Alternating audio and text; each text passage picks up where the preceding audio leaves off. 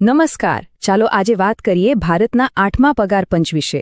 આ મામલે એક મોટો ઘટનાક્રમ સામે આવ્યો છે, જેમાં સરકારી કર્મચારી સંઘોએ એક થઈને એક એવી ચાલ ચાલી છે જે કદાચ આખી વાર્તાને બદલી શકે છે. ચાલો જોઈએ કે આ બધું શું છે અને કેવી રીતે થઈ રહ્યું છે. તો સવાલ એ જ છે કે જ્યારે બધા જ કર્મચારી સંઘો એક અવાજમાં વાત કરવાનું નક્કી કરે ત્યારે શું થાય? શું સરકાર પર એમનું દબાણ વધે છે? એમની આ એકતા કેટલી શક્તિશાળી સાબિત થઈ શકે છે? ચાલો આને જરા વિગતવાર સમજીએ. તો પહેલો વિભાગ છે નવું પગાર પંચ.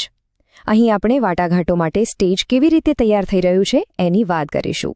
સરકારનું તો એવું કહેવું છે કે નવા પગાર પંચને તેનો રિપોર્ટ આપવા માટે લગભગ 18 મહિનાનો સમય લાગશે. પણ કર્મચારી સંઘો એમનું કહેવું છે કે ભાઈ આટલો બધો સમય કેમ? આ કામ તો ફટાફટ થવું જોઈએ. અને બસ અહીંથી જ મતભેદની શરૂઆત થાય છે. હવે આવે છે બીજો વિભાગ. વિભાજિત જૂથો એક થયા, કેવી રીતે મતભેદમાંથી એક માંગ સુધી પહોંચ્યા. ચાલો એ સફર પર નજર કરીએ. પણ શું શરૂઆતથી જ બધું બરાબર હતું? શું બધા સંઘો એક જ વાત પર સહેમત હતા? ના, બિલકુલ નહીં. હકીકતમાં શરૂઆતમાં તો એમની વચ્ચે જ મોટા મતભેદો હતા. આ સ્લાઇડ પર નજર નાખો એટલે બધું સ્પષ્ટ થઈ જશે. એક તરફ NFIR કહેતું હતું કે ફિટમેન્ટ ફેક્ટર 2.00 રાખો. બીજી તરફ ડોક્ટર પટેલનું કહેવું હતું 2.46 અને શિવગોપાલ મિશ્રાની માંગ હતી 2.86. હવે જ્યારે આટલી બધી અલગ અલગ માંગણીઓ હોય ત્યારે સરકાર પર દબાણ કેવી રીતે બને? અને પછી વાર્તામાં આવ્યો એક મોટો વળાંક. શિવગોપાલ મિશ્રાના નેતૃત્વ હેઠળ બધા સંઘોએ એક સમજદારીભર્યો નિર્ણય લીધો. તેમણે વિચાર્યું કે અલગ અલગ લડવાથી કંઈ નહીં વળે. એક થઈને એક અવાજમાં લડવું પડશે. ત્રીજો વિભાગ છે મુખ્ય પગારની માંગ. ચાલો હવે જોઈએ કે આ એક થયેલા અવાજ પાછળના આંકડા શું કહે છે. પણ આગળ વધીએ એ પહેલાં આ ફિટમેન્ટ ફેક્ટર છે શું એ સમજી લઈએ.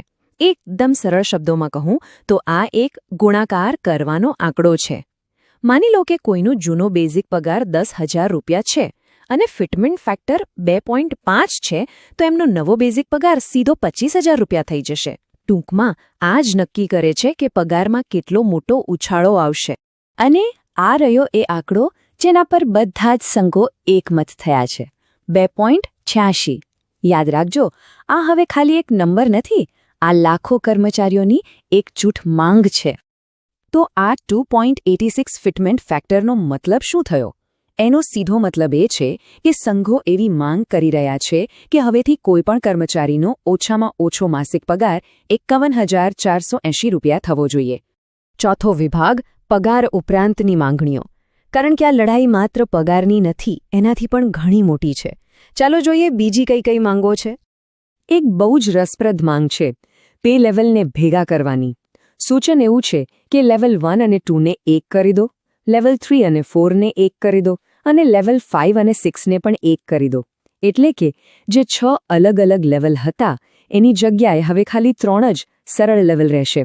આનાથી આખી સિસ્ટમ એકદમ સિમ્પલ થઈ જાય અને કદાચ પ્રમોશનમાં પણ સરળતા રહે. આ સિવાય બીજી પણ કેટલીક મોટી નાણાકીય માંગણીઓ છે, જેમ કે બધા જ ભથ્થામાં ઓછામાં ઓછો 50% વધારો. પછી મોંઘવારી ભથ્થું એટલે કે DA એને બેઝિક પગારમાં જ ભેળવી દેવામાં આવે. અને હા, જૂની પેન્શન યોજના એટલે કે OPS પાછી લાવવાની માંગ તો છે જ.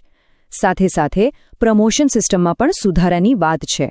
વાત ખાલી પૈસાની નથી, કર્મચારીઓના કલ્યાણની પણ છે. એક બહુ સારી માંગ એ છે કે પરિવારની વ્યાખ્યામાં હવે માતા પિતાનો પણ સમાવેશ કરવામાં આવે. આ ઉપરાંત જે લોકો જોખમી પરિસ્થિતિમાં કામ કરે છે એમના માટે ખાસ હાર્ડ અને રિસ્ક એલાઉન્સ શરૂ કરવાની અને જે જૂના રિસ્ક એલાઉન્સ છે એને સુધારવાની પણ માંગ છે. વિભાગ 5 મજબૂત અવાજ માટે રણનીતિ. હવે જોઈએ કે સંઘોની આગળની સ્ટ્રેટેજી શું છે અને એમનો ટાઈમલાઈન શું છે. એમની ટાઈમલાઈન એકદમ ક્લિયર છે. જુઓ, 31 ડિસેમ્બર 2025ના રોજ 7મું પગાર પંચ પૂરું થઈ રહ્યું છે. તો એમની માંગ છે કે 8મું પગાર પંચ બરાબર 1 જાન્યુઆરી 2026થી જ લાગુ થવું જોઈએ. હવે ભલે સરકાર એનો અમલ 2027માં કરે એનો વાંધો નથી, પણ કર્મચારીઓને જે બાકી નીકળતી રકમ છે એટલે કે એરિયર્સ એ 1 જાન્યુઆરી 2026થી જ મળવા જોઈએ. આ જે વાક્ય છે ને એ આખી રણનીતિનો સારાંશ છે. સંઘના નેતાઓ બરાબર જાણે છે કે એમની અસલી તાકાત એકતામાં છે. જો અલગ અલગ સંગઠનો અલગ અલગ માંગણીઓ લઈને જશે તો સરકાર પર અસરકારક રીતે દબાણ કરી જ નહીં શકાય. એટલે જ એક અવાજ, એક માંગ, આ જ એમનું મંત્ર છે. અને હવે છેલ્લો અને સૌથી મોટો સવાલ, શું આ એકતા સફળ થશે? શું આ એકજૂટ અવાજ સરકારી કર્મચારીઓના પગારનું ભવિષ્ય નક્કી કરી શકશે? ખેર, જવાબ તો સમય જ આપશે, પણ એક વાત તો પાક્કી છે કે વાટાઘાટોનું આ મેદાન હવે પહેલા જેવું બિલકુલ નથી રહ્યો.